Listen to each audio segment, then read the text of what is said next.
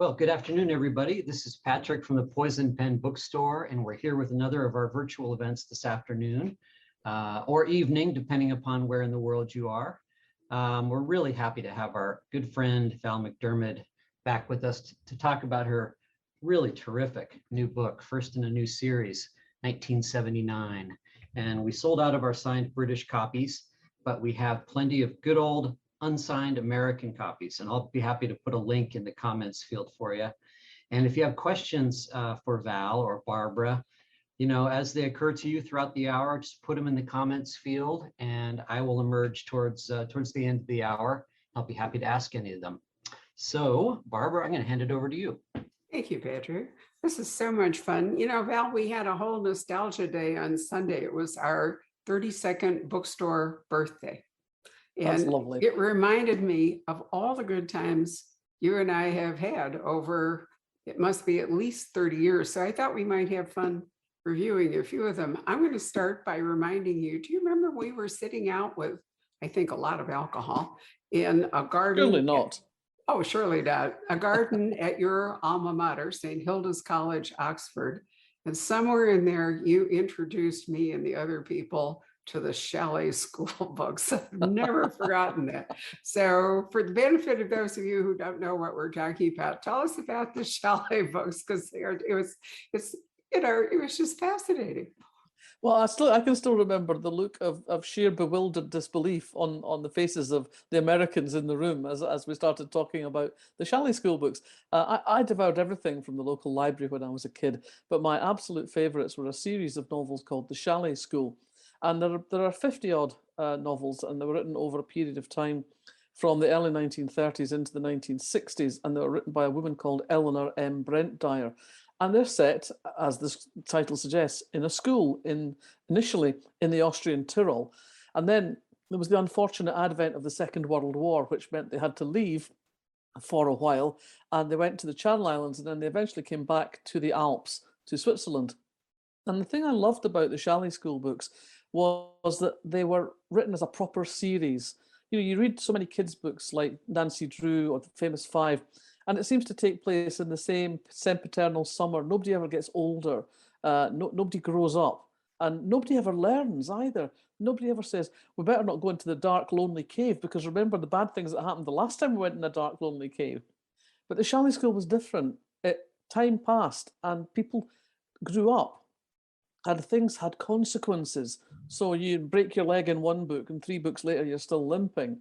And as I say, you watch these characters grow up into the world and become not just wives and mothers, but have proper careers as doctors, lawyers, lecturers at universities.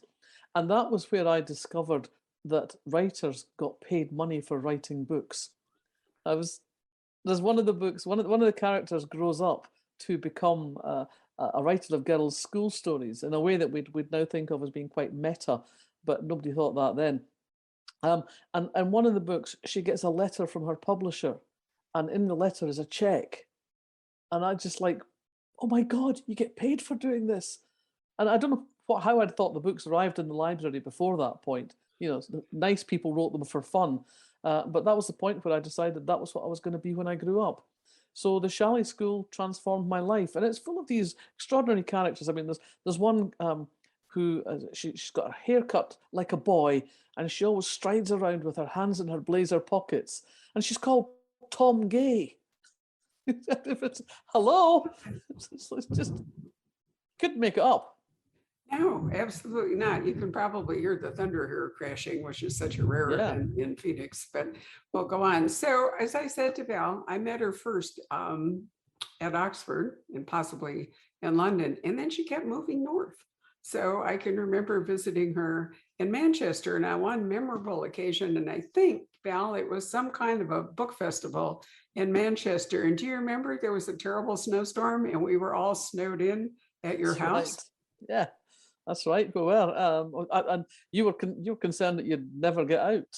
You might be trapped there. Well, I mean, everything shut down. It was the first time I realized that not only the motorways were closed because there wasn't any way to plow them and the airport was closed. That's no surprise. But you would think train service would be okay. But it turns out that the old train tracks contracted with the cold. And so the trains were all down too. So we had this wonderful kind of lost in time weekend at Val's. And I'm trying to remember, had I brought you an award or had you just won one? Because I remember we sort of set it up in your office. Was it the Dillis Award? I don't think it was the Dillis. Was it when I got the the Was one it the LA Times Award for Place of Execution? I think it was what's my brain? I'm getting old. The one in Indiana, the one at Ball State, Muncie, Indiana. Oh, Magna Cum Murder. Magna Cum Murder. Sorry, my brain's getting old. And they gave me this sort of piece of art, which was a sort of skull with a beating heart as a clock. And I still have the papier-mâché skull in my office in Edinburgh. Yes, it was really an interesting award. And I remember since we, aside from food and drink and, wondering if we were ever going to leave Manchester, we looked at the award. Then I can remember at I think it was the 2011, I might have the year wrong, BoucherCon in Baltimore, Maryland, in which Rob and I were the Lifetime Achievement or whatever, the award you get for being old and surviving in crime fiction. And Val was introduced us. Rob and I were late because we hadn't paid attention and kind of stumbled up on stage. And that's when I remembered that Val before had made this terrific offer that in the event that either Rob or I fell over dead, she would take the survivor of either of us. And that was before she met Joe. And actually, before we adopted the brand new puppies. But I've always thought that was such a generous offer. And, we'll never know. But would you have done it? If the circumstances had arisen, yeah. Because either one of you comes with many bonus points.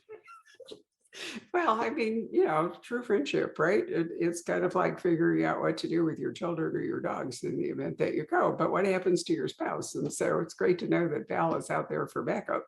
Hey, oh, you come with the books, and Rob comes with the deep fried turkey. No. Yes, and he did actually make a turducken once, but unfortunately, you weren't here for that. No. So I first met Val. I think it was actually reading her wonderful Kate Brannigan series, a series of private eye novels set in Manchester, unsurprisingly. But she first burst into print with a series, and it ties into 1979, about a reporter called Lindsey Gordon. And I do have here my cherished copy. It's kind of hard to see it because of the reflection, but it's called Book for Murder. And it's the 5th Lindsey Gordon mystery. So Val, this is based in part upon your own experience as a young girl reporter, right? So yeah, I used the facts of my life, if you like. I mean, I started off with Lindsey as a reporter because it was my apprenticeship. The first 3 Lindsey Gordon novels were my apprenticeship. I was trying to learn to become a crime writer, and I felt very uncertain about my plotting skills. I didn't think I was a very good plotter. And so I thought if I set the books in a world, in a milieu that I understood and that I knew about, then it would be a lot easier for me to concentrate on the plotting. And if I made the character have the kind of job that, when I understood how journalism works, what's possible, what's not possible, how things get done.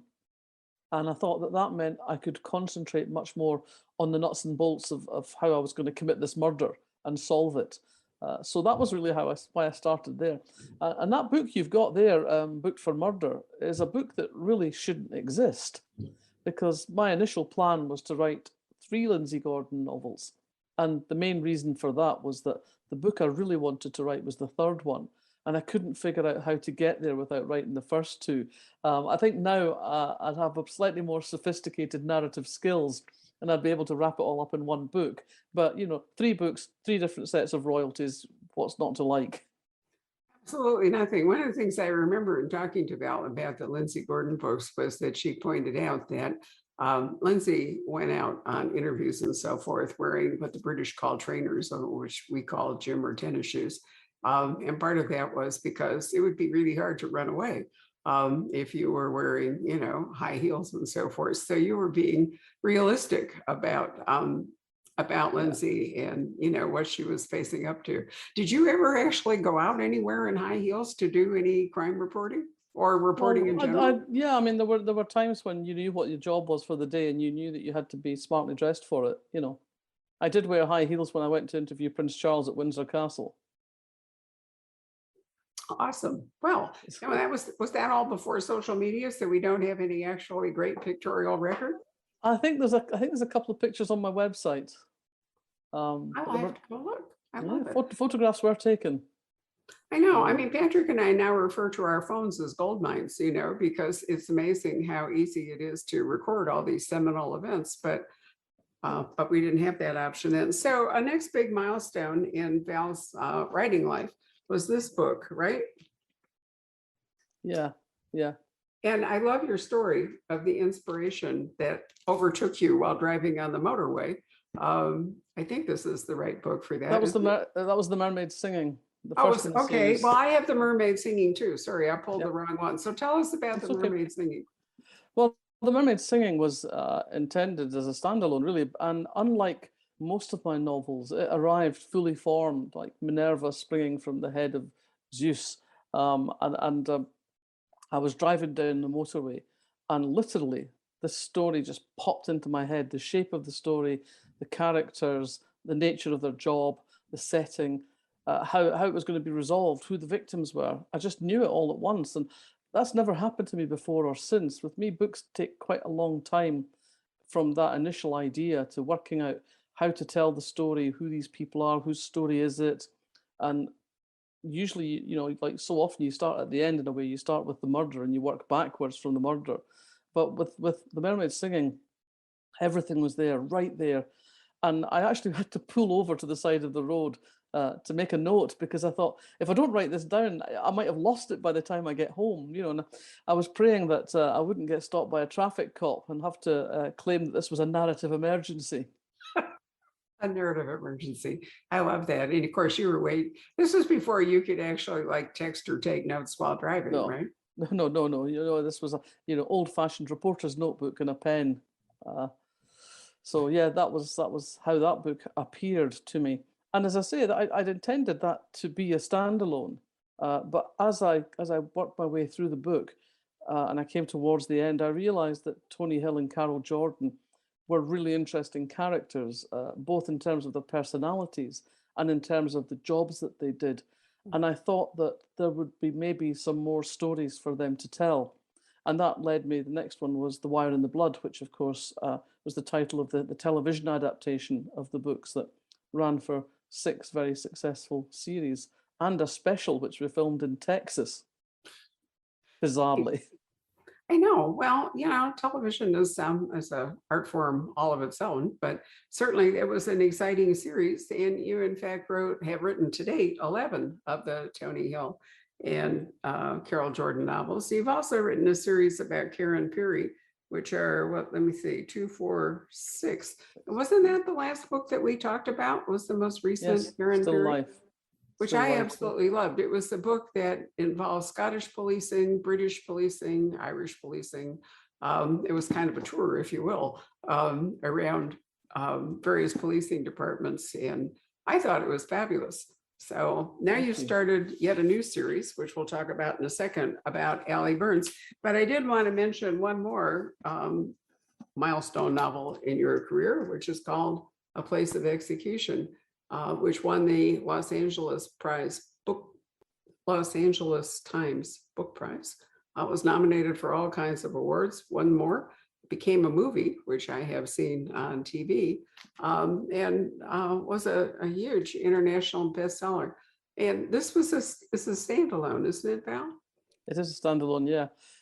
People have often said, would you not like to write another novel with George Bennett at the heart of it? But I don't see how you can roll back from this is George Bennett's most important case to this is George Bennett's second most important case. because of the nature of the book. We see George at the time of the case, but we also see him many years later. So there's nowhere you could place a second book with him at the heart of it, I don't think. No, I think I remember reading it thinking that the story was complete in itself. And, I think it must be, for a person who's written a lot of series, I think it must be wonderful to write one book in which everybody's in jeopardy. You don't have to really think about, continuing them or their lives afterwards. You leave them. It's kind of like, in Rebecca, when the house burns down and the whole thing and the De Winters go, that's it. Or Gone with the Wind, Scarlett goes back to Tara and that's it. I think so, and I think it's something that in these days of particularly of in the intensive technical investigation of crime, it's very difficult to have protagonists who are not in some way professional investigators. I think if you want to write novels now that have what you might call an amateur sleuth, it's very hard to get away with doing more than one of those because it's just not credible anymore. I think that's a very good point. And actually, now we're going to segue into 1979 because you have cleverly gone back in time to write about a new reporter called Allie Burns. And I'm assuming since she works for a Glasgow newspaper called The Clarion, and she's kind of a new female reporter in a pretty much male-dominated environment. Yeah, is there some autobiographical element in this book? Well, what I would say, Barbara, is that the anecdotage is mine. But if I was writing my 1979, it would be a very different book, as 1979 was kind of the heyday of me being young, free and single. So okay. there's a lot that isn't that would have to be in this book if it was my story. It's very much Allie's story, and she's very much not me. But the nuts and bolts of how the newsroom operates, how journalism operated in tabloids in Glasgow at that period is very much as it was. Again, I've drawn on what I know. And the great thing about journalists, particularly journalists at that period, was you kind of got a ringside seat at all the big events. It wasn't like now where everybody's a citizen journalist and everybody has a camera phone. Back then, there was definitely a case of privileged access for journalists and photographers. And so you got the inside track on what was going on. And that, I think, enables you to tell stories that are not necessarily accessible to another kind of investigator. Right. Well, I mean, today when it's all about clicks, I mean, if you've been reading about controversies over Facebook and so forth, and I thought the woman who came forward this weekend on, I think it was 60 Minutes to talk about her concerns of Facebook, one of them is that she said, that people return if their emotional state is heightened and they keep going back. And it seems to me that so much of the media today is really looking for clicks, is looking for shock value and clicks much more than it is actual reporting or being responsible. Yeah, and this book I'm planning this as the first of 5 novels set at 10-year intervals, which will take us up to 2019. And one of the many things that I will be looking at, giving a sideways look to in the course of that, is how the media has changed and how our consumption of media has changed over those 41 years. And Allie, of course, is at the heart of that. It's fascinating. I think it's been a time of greatly accelerated change the last 40 years. And there's so many different aspects that will feed into this book, these books. Technology, politics, science, forensics, food we eat, the music we listen to, the way we consume media. So much has changed. And I think it's going to be quite interesting to have a kind of ringside seat on the sort of milestones of that. And it's also, I have to be honest here, it's a cop-out in a way. It's a way to avoid writing a memoir, which again is partly because a lot of people would have to die before I could write an honest memoir that would keep me out of the libel courts. But also, I'll be absolutely honest, I don't really want to spend a year, 2 years staring into my own navel. I'm not that interesting to me. So I'd rather tell other people's stories. I'd rather make stuff up than have to go delving back into my past. But the idea of this sequence of novels allows me to use things I've experienced over those years and use them as fuel for fiction.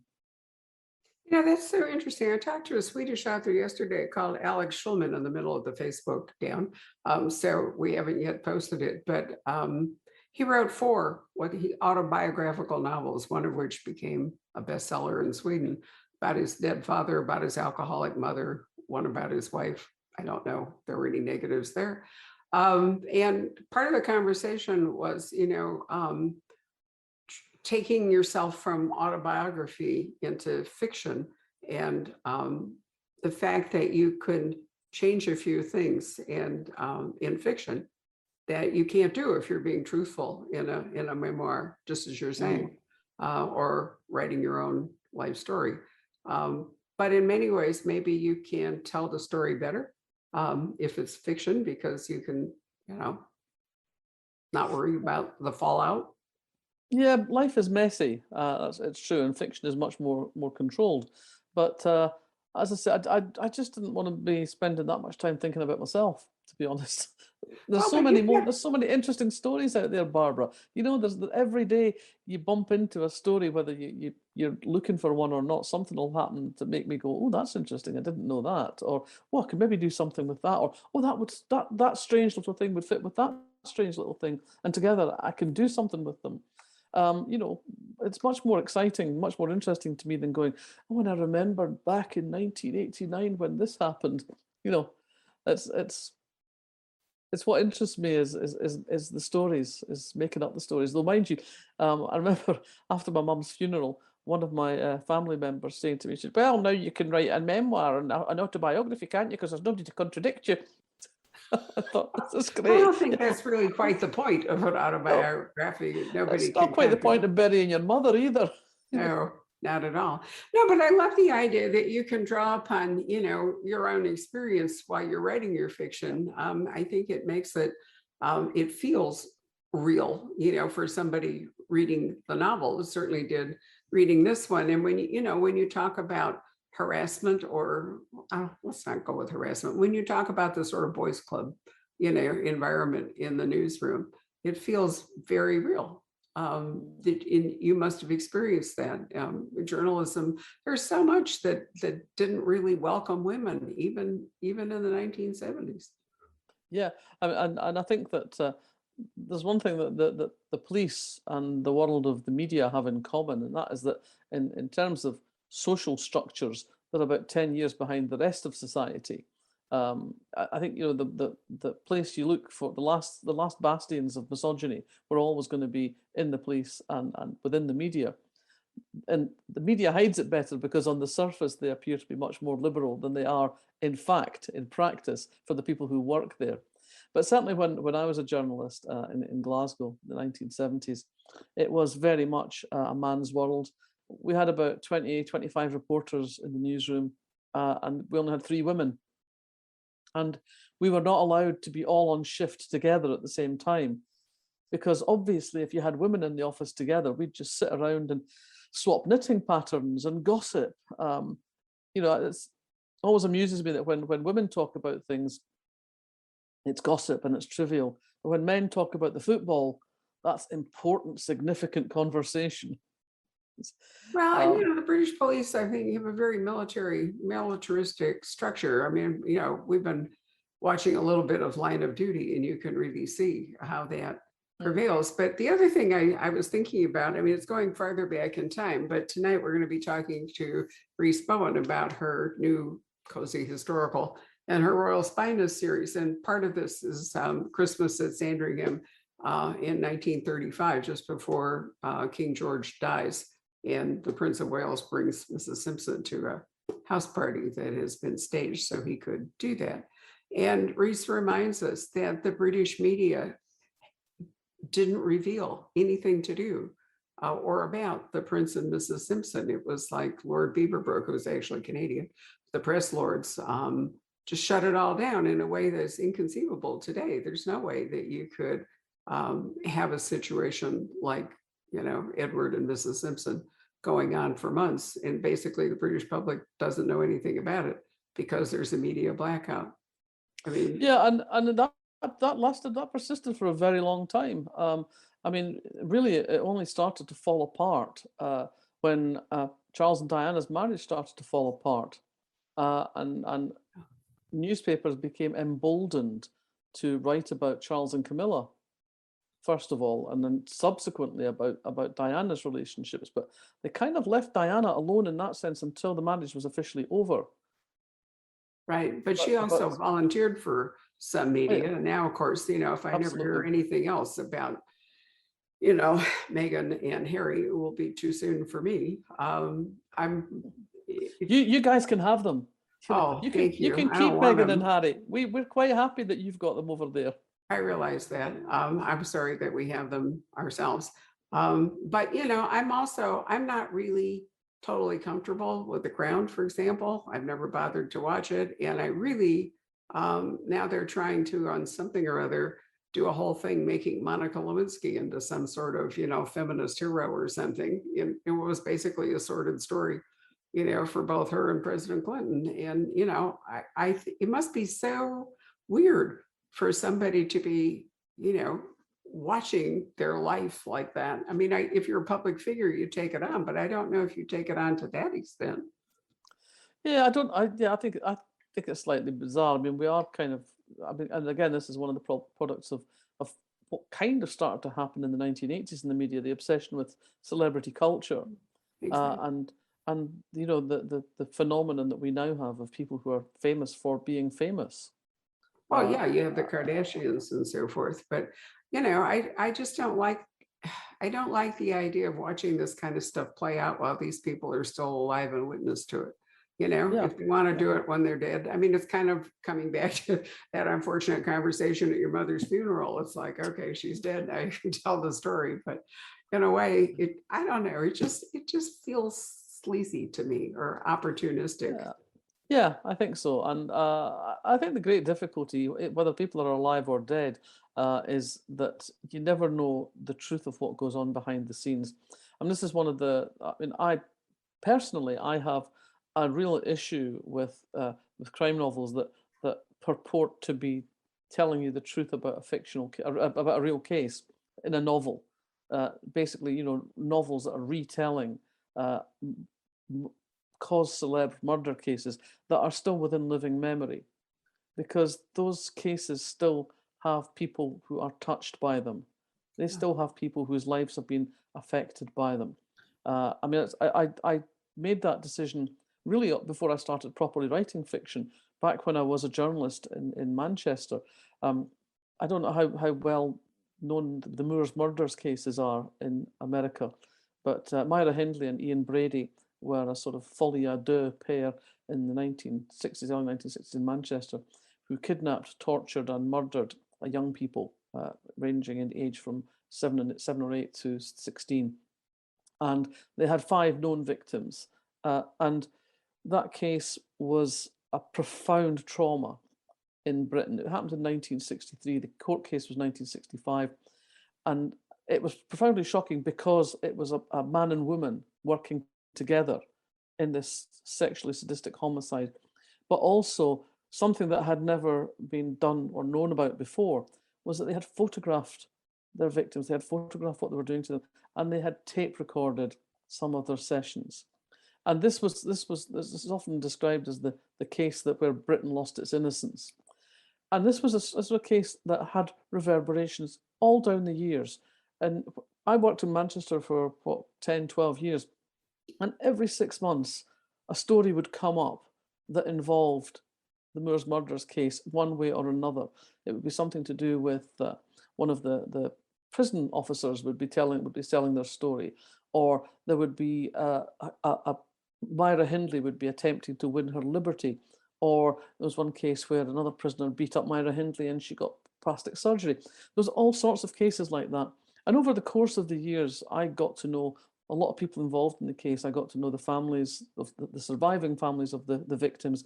I got to know people who had worked with Myra Hindley in prison, who had worked with Ian Brady in the secure mental hospital where he ended up. I was actually the first journalist 20 years after the event to get an interview with Ian Brady's mother. So I really understood what the stirring up of this case every so often did to the people who had been touched by it. And I made a promise to myself at that point that I would never use an identifiably contemporary or recent case as fodder for a crime novel, because you never know what you might say that would inadvertently cause pain. And sometimes these cases are still open, and you have no way of knowing if you might inadvertently be interfering with a police investigation, for example. So I steer clear of writing about real cases in my books for that reason, because I just feel uncomfortable about it. You know, there's a craze right now for podcasts, especially true crime podcasts. And I don't listen to them, and I really don't know what the parameters of them are. I don't know whether these are all cases that have been solved. You know, Anne Rule, for example, wrote a really brilliant book about knowing that serial killer whose name, because I'm old, has gone out of my head, but you know who I mean. Yeah. And, you know, that case was done and dusted, and I'm not sure whether he was alive in prison or gone or whatever it was. Thank you, Ted Bundy. Yeah. Patrick always saves me when I have these moments by using the chat function on Zoom. So bless his heart. Anyway, I find it, and there's also been, as a result of these podcasts and other things, there's been this kind of push. We did one event with an author who did this, and I really was uncomfortable, and I would never do it again, was trying to draft ordinary people into sort of a social media investigation. It's actually going on with the January 6th riots, where, you know, the law enforcement here has used social media to identify. And the thing that gets most of the people who've been arrested or accused or whatever is their own social media, you know, posting on it that they'd been there or what they had done and so forth. And so I'm not sure where the boundaries are anymore, you know, between real life and fiction, or just exploiting real life. It doesn't seem to me that there really are any boundaries. And what's the difference between social media and regular media? I mean, remember, we used to trust Walter Cronkite. You know, Walter Cronkite would present the news, and, you know, it felt informed, and it felt rational and trustworthy. And now, do we feel like anything is that way? Yeah. And part of that, I think, was the fact that we only got the news a couple of times a day. I mean, I'm not sure what your news schedules were in the States, but in the UK, you got the television news at 6 o'clock in the evening, and you got it at 9 o'clock in the evening. And that was that. So there was time and preparation went into the events that were covered on the news. It wasn't just, you know, a blog that was updated every 2 minutes. It was actually a measured approach. So you were getting a take on stories, if you like, that had been digested, in that someone had sat down with the stuff, with the pieces of information as they were coming in, and made sense of them and put them together in a narrative. And sometimes that narrative was skewed, but on the other hand, you did have the chance of at least having an understanding of the story and not just getting scattergun bits of information. And that's one of the things that has changed about our consumption of news. It also means that we know a lot more about what's going on in the world, because there was a limit to what you could tell in a couple of news bulletins. So you wouldn't necessarily be hearing about a revolution in Kazakhstan, or a great forest fire in Venezuela or something. These were things that just wouldn't penetrate your understanding of the world. It is complicated, I agree, but I do feel uncomfortable, I have to say, about writing things that can inadvertently cause people added pain when they've already been through, frankly, enough. We haven't actually talked about what the story is in 1979, so perhaps you'd like to do a brief summation for people who might want to read the book. Yeah, well, Ali Burns is a young journalist. She's a graduate of Cambridge University. She did a couple of years training in the northeast of England, and she's now got a job working in Glasgow. And it's her first really big job. And she's desperate to be an investigative journalist. That's what she wants to be doing. She wants to be digging into the stories that really matter. But because she's a woman in this man's world, all she gets is miracle babies and women's stories, and stories that need the woman's touch. And she chafes at the idea of this. But she does have one kind of secret weapon that is what really helps her to to move sideways from just doing these stories. And that is, she's a good writer. She's very good at composing tabloid copy. And a lot of journalists are not good writers. I can remember we had a couple of guys when I worked on the Daily Record, one guy in particular, who was a brilliant crime reporter. He knew everybody. He had amazing contacts, but he couldn't write a story to save his life. And he'd come into the office with he'd got his story, he'd got his interview, he's got his quotes, all in his notebook, but he couldn't put it together. So sometimes I would be deputed to go and sit with him and hear the story and write it essentially. So Ali has this particular ability, and she hooks up with one of her colleagues, Danny, who is one of the less obnoxious people in the office. And Danny understands that if he's going to get on the way he wants to get on, he can take advantage of Ali's skills, and she could take advantage of his access to the stories. So they kind of form this unexpected alliance. And they first work on a story about financial fraud, and then they later work on a story that has its roots in the forthcoming referendum coming up in Scotland about whether or not Scotland should have a parliament. And there's a lot of political uprisings around the place concerning that. And some people, as is always the case in these things, decide to take things to extremes. And Ali and Danny find themselves at the heart of something that becomes very dangerous indeed. Well, as you move along over the course of the next 4 books, you'll certainly have a lot of political stuff that you can talk about. We had a conversation last night with Susanna Kersley, who has a new book out and talks about the Scotland's expedition to Darien back in whenever it was, I think 17. Anyway, and how the bankruptcy of that whole thing, it fell apart, led in part to the Union because Scotland was broke. And, you know, economics do play into political unions, national unions. So Brexit introduces yet new elements. I mean, nothing's really different, right? Yeah, well, I'm not really going there because, I mean, that's just a complete, the country's economy is a basket case at the moment. It's all I'm saying is, you know, we're 200 and some years on, and yet we're actually not in any different place. I mean, history does repeat itself, even if people happen to read it. So one of the things I liked about this book, Val, was I've only been to Scotland in good weather, but it's January and we're in Glasgow. And, you know, I don't think that creature comforts were on a level that they might be today. So it was pretty brutal. Yeah, and that was a very particularly cold winter, 78, 79. We had snow on the ground for a month solidly. And there was something like 10,000 households in Glasgow ended up without water because their pipes had frozen and then burst. And you couldn't get a plumber for love nor money. The trains were on strike. There were all sorts of industrial disputes.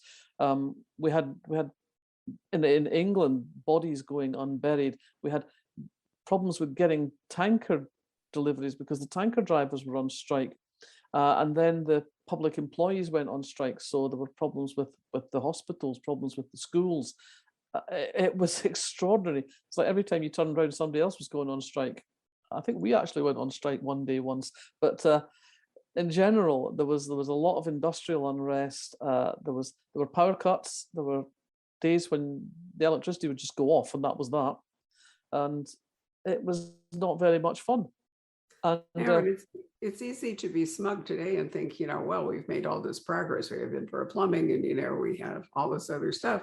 And then, you know, the recent wildfires and hurricanes and so forth, they have reminded us that you need an uninterrupted flow of electricity in order for almost anything to work right now. And flooding and so forth is rising with warming seas. And so places that once were really glamorous, you know, coastal cities and so forth to live in are now becoming dangerous and sparking all kinds of debates. You know, what about flood insurance? Is that an okay thing to encourage people to rebuild in danger zones? You know, it's a whole set of problems. But I like the fact that 1979 reminded me of just I mean, I grew up in Chicago, and I remember, Val, when I was in elementary school, the school closed for over, maybe it was almost 2 weeks, because it was minus 22 and the heating system fell apart. Yeah. This is a wealthy community with, pretty up-to-date technology back in the 1940s. And yet there we all were at home, No. probably still burning coal. I think I can remember that the first house that I can remember, we had a coal burning fireplace, and that was like in the 40s. And really, Well, we burned coal until certainly into the late 1960s. My parents had coal-fired central heating. yeah, no, I We had a mean, stove in the houses living room came that with coal heated the chutes water. and storage for coal. And our old house that I'm talking about actually had a niche for what was called the ice box, for a really good reason. And the iceman would come with a huge block of ice. Well, he Right. had, I think by this time he wasn't doing that anymore, but clearly when the house was built, the back section opened up, and the guy would put in his chunk of ice and go away, and there you would be. I mean, and that's all in my lifetime, so the rate of technological change has been remarkable. Yeah. So what fun But for you to be going forward, chronicling it with Alan. yeah, but it's interesting though that there's so many things that still reflect on where we are now. I mean, Yeah. the referendum that happened in Scotland in 1979 was really the start of a conversation we've been having with ourselves over the last 40 odd years, and much of that conversation has been expressed in fiction. It's no coincidence, I think, that Scottish crime fiction really started with William McIlvaney's book, Laidlaw, in 1978, which really was the first novel, certainly I had read, with working class characters who spoke the way that people in the street spoke, and yet which had really poetic description in the rest of the text. And this marriage of the two voices, the two languages, I thought was extraordinary, and gave voice to a community who hadn't had a voice. And the fact that this emerged in a crime novel was really exciting to me, because it showed the way that you could write about the world that you lived in, the real world, if you like, and tell stories that were connected into the real world, that weren't just some random murder bolted onto some random village in the south of England. And that notion was kind of cemented for me by Sarah Paretsky's first novel, Indemnity Only, where there's this sense of that novel takes place in Chicago because it had to take place in Chicago, because it couldn't have taken place anywhere else. The lives that people led, the politics they had, the jobs they did, it was all centered around the city and the place. And I think that development in the crime genre made it particularly apposite for the Scots over the last 40 years, as I say, figuring out who are we, what do we want to be in the modern world, what is it to be Scottish in the 21st century. All of these conversations that led to the 2014 referendum and beyond have been largely explored in the world of writing, in poetry and fiction and non-fiction. That's where we've had the conversation, and at the bus stops, obviously, and in the pubs. But the codification of it, if you like, has happened within fiction. Well, but your own life is so illustrative. As I said, I met you in Oxford, and then we met in Manchester, we met in Northumberland, and now you're back in Scotland, and living in Edinburgh. And it's interesting that your life has taken that kind of circle. But how wonderful that you're where you are right now with the stories that you want to write. Yeah, I mean, it's a great time to be living here in Scotland. It's an interesting, exciting time. Of course, everything's like everywhere. The last couple of years have been very strange for all of us, and it'll be really interesting to see how things develop as we go forward from this. It's hard to see how some things are going to return to the way they were. In fact, they just can't, I don't think. It was a wonderful kind of time out, in a sense that, a lot of things like pollution decreased and traffic was more normal and other things. And yet I have a feeling that we're just going to slingshot right back to where we are, because people tend to do that. But I don't know. We will find out. I have one last question, which is, I know you're going to work on this project, but are you going to write any of your other characters while you're working on these Allie Byrne stories? I think there will have to be something to save me from my own tendency towards boredom. I have a very low boredom threshold. I can't write 2 books back to back with the same character, and I'm hoping that with Allie, the 10-year gap means that she will have changed and developed and responded to what's happened to her. So it won't be the Allie Burns of 1989 won't be quite the same as the Allie Burns of 1979 because of the impact things have had on her. But yeah, there will be at least one Karen Pirie in the middle of all of this, and who knows what else. Oh, good. Well, I mean, one of the fun things about following Val's career is that she's written a number of standalones. So, there's always this kind of moment of unexpectedness that comes along when a new book is announced. And you think, well, what is it going to be? And I am writing a Miss Marple short story for an anthology that's coming out next year with 12 new Miss Marple stories. So that's going to be fun to do. That will be fun to do. Murder at the Vicarage has always been my very favorite Miss Marple because it's funny. Yes. There's really a lot of humor in it. And I think that you don't see that in all Christie novels, but it's a real delight. And, the village mystery form still works. Oh, yes. Yeah. I'm not decrying it at all. It's just, I want to write different kinds of things as well. Good. Well, I'm delighted to hear that. Let's call Patrick up from the dark and see if he has questions of his own or questions from anybody who might be watching.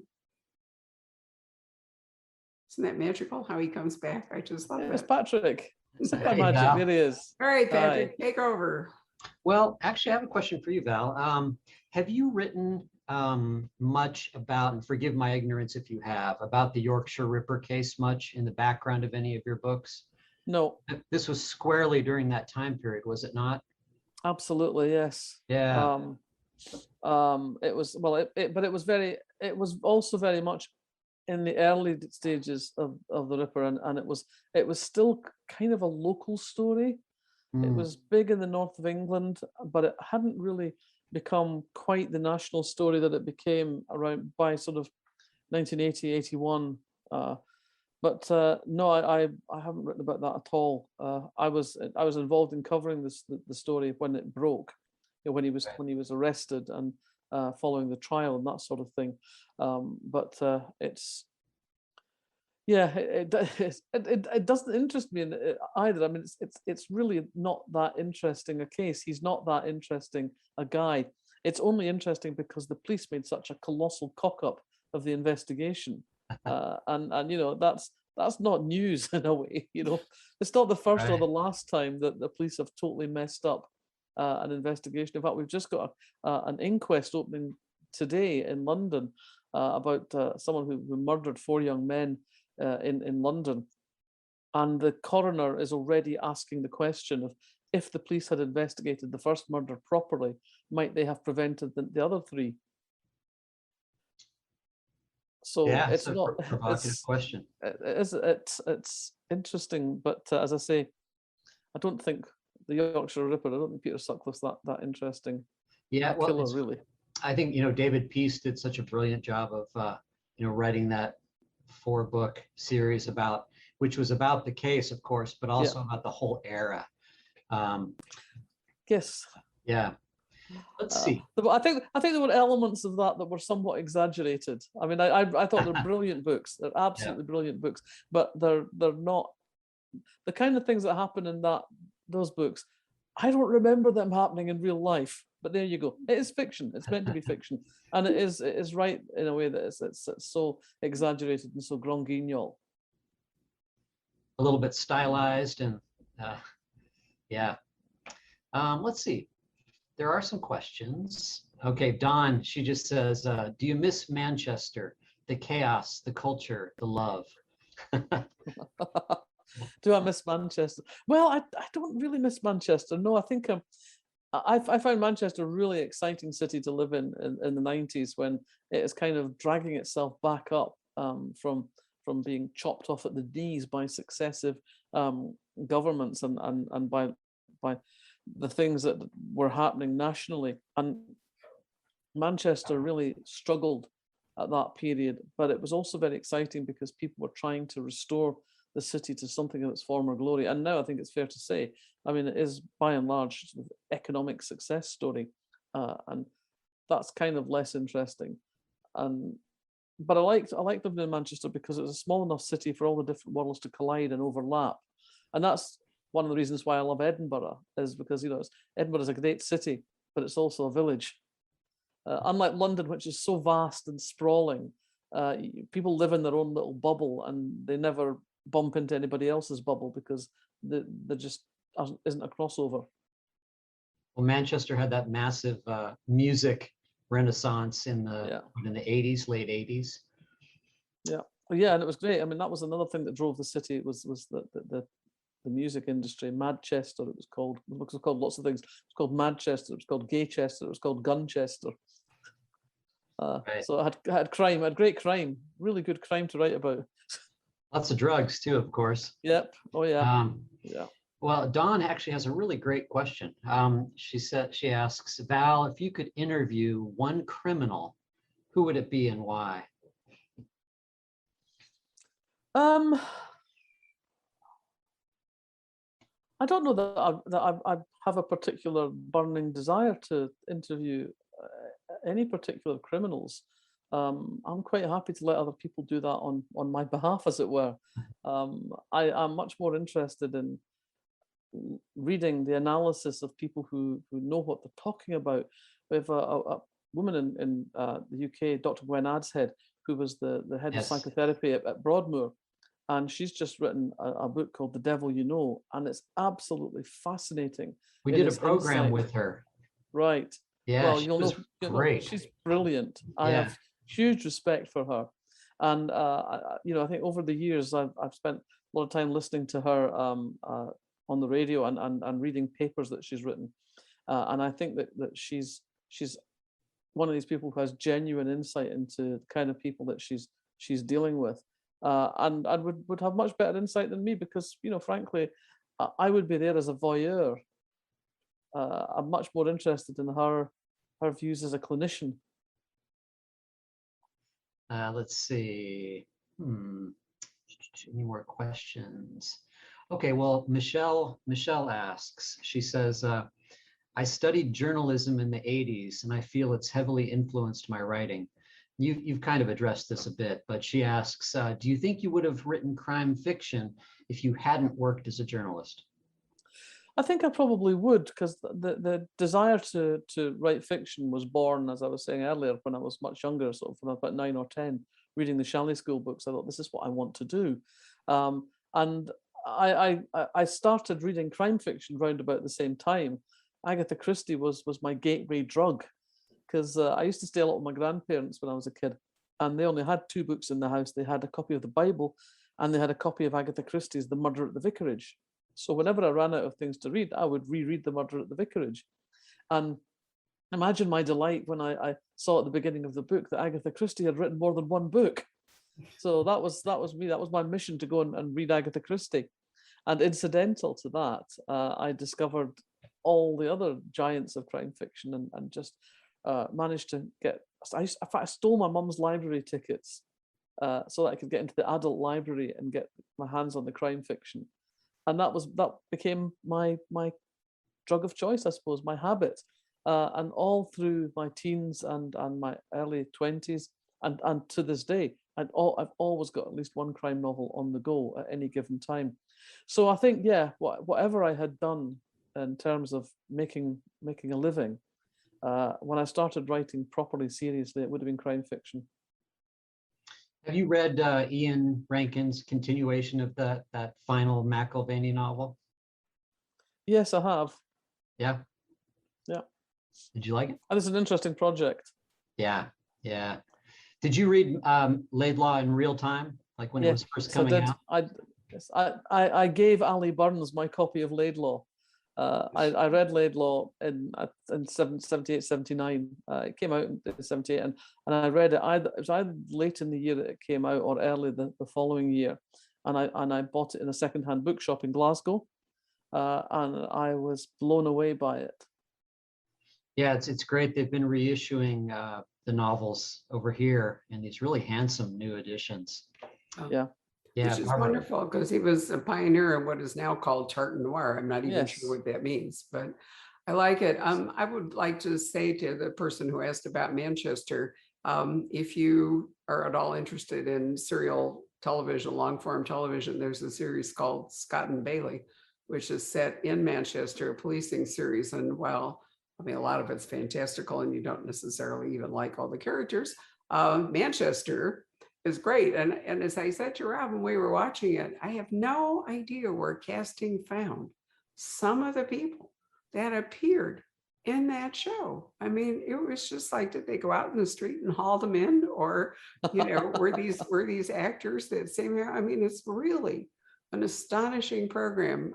It's 4 seasons and then a very brief 3-season continuation, because I think when the woman who's kind of the superior of Scott and Bailey, when she retires at the end of season 4, that actress, I think she was the focal point of it. And so the last 3 didn't work as well for me, but that's just me. And if you're interested in some of what we've been talking about, there's a very hot British series called Line of Duty, which is quite brutal, set in, where is it set? Is it London, Val? It's not. It's never specifically Never said. alluded Right. to. It's actually filmed in Belfast, Ah, but it's well, not set in Belfast. in season 2, there are some really horrific scenes about a woman police officer who's put into prison awaiting trial and the things that happened to her. And, there's, I don't know if I'm going to go the whole distance. Dana Stabenow, our mutual friend, has insisted that we watch the whole thing. And I think there may be 5 seasons. But if you're at all interested in British policing, Well, it's interesting, Barbara, the actor that you're talking about from Scott and Bailey, Amelia Bullmore. Yes. Amelia is also a writer.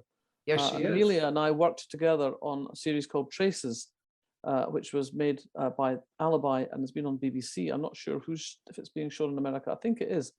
And I've just finished series 2 of that. And I have to say that I think Amelia is not just a meticulous actor, but she's also an absolutely meticulous writer. Absolutely, Val. She's I couldn't brilliant. agree with you She's more. I brilliant. thought the episodes that she wrote were the best ones.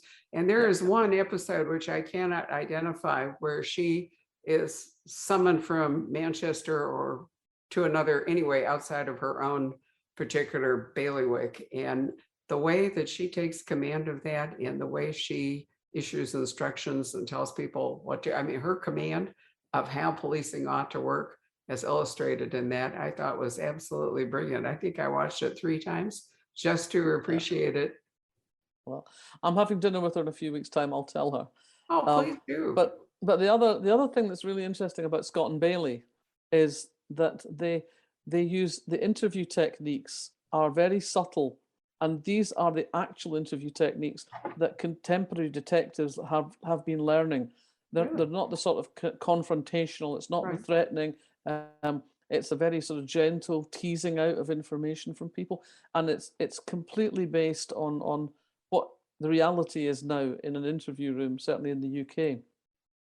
Well, it's fascinating. I wish, please tell her for me that I really wish she'd come back and do some other work, because I mean, we were just shattered when she left at there had been a trauma that had happened to her and kind of propelled her. This is Line of Duty you're talking about? Huh? This is Line of Duty? No, No, we're talking about Bailey. Scott and Bailey. Yeah. Okay. And as Val said, the woman who is the cast as the kind of central, I think, even though Scott and Bailey are two officers, I think that Amelia's role is the focal point of the series. And the producer of that, of course, is Nicola Schindler, who has made other things like Happy Valley, and Last Tango in Halifax, Gentleman Jack. So there's many things that some of the really class things on your screen, Years and Years, It's a Sin, have all come from Nicola Schindler's company. She's a great producer. There's certainly some wonderful television that has come up during the pandemic. I mean, Val's a veteran of, and because the acting community is not huge in the UK, and also Val, we've been watching a lot of French crime fiction television. Once again, it's a relatively small pool of actors. It's interesting to see them, show up in different roles, and you have to try to shed your version of them that appeared here and translate it into the new one. Robson Green is an example. He's a fairly protean actor. Well, he's a good actor. He's very good. Yeah. Let me just, Linda has asked a couple of quick questions, or actually one question. I think she's commenting about the situation in the post-Brexit world in the UK. She says, we'll never get back the companies that closed, jobs lost, economic disasters. Her question is, why does the media focus on some cases while ignoring others? How would you change coverage if you could? Well, the sort of quick answer to that is the media goes for cases that it thinks are sexy, which generally means attractive young women or small children. That's really what it boils down to.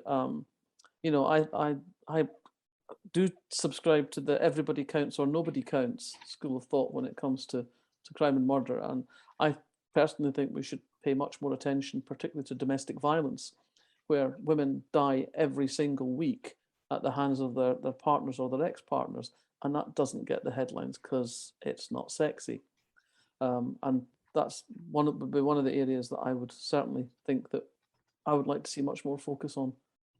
It comes back to what we were saying earlier about clicks, that, the media has kind of given way to clicks because that's what brings in advertising and brings in readers and so forth. And so it's not a particularly even-handed culture. We just had with the young woman whose body was found in the Grand Teton National Park. I'm trying to remember her name, Petito or something. Anyway, and one of the questions that has arisen was, she was a young, attractive white girl. So why did she get all the media attention when women of all different colors and economic backgrounds disappear all the time?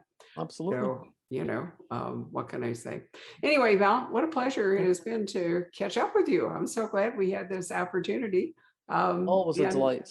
Well, it always is wonderful to talk to you. And actually, we do have such a long history. I mean, nearly half a lifetime together. Wow. Yeah. I'll send you a picture of Rob and the puppies because you'll really enjoy it. You can see how close you might have come to having a whole family. Anyway, thank you very much for joining us. You. There'll be a podcast, and I'll send Val links, and there'll be a podcast of our conversation. And we've now decided that these videos will not just live on Facebook, which after the outage yesterday reminded us that nothing is certain, but we're going to move them into YouTube as well. So hopefully we'll be able to maintain our wonderful library of conversations. So thank you all very much for joining us. Good night, Val. Good afternoon. Good night. Everybody. Thanks for having me. Night. It was really a pleasure. Night. See you again soon. Thank you. Bye. Bye-bye. Hello. We hope you're enjoying our programs and podcasts with authors. We'd like to expand them, and your help would be appreciated. Please make a donation at poisonedpenfoundation.org. 100% of the proceeds will go to help connect authors with readers in this difficult time. Thank you.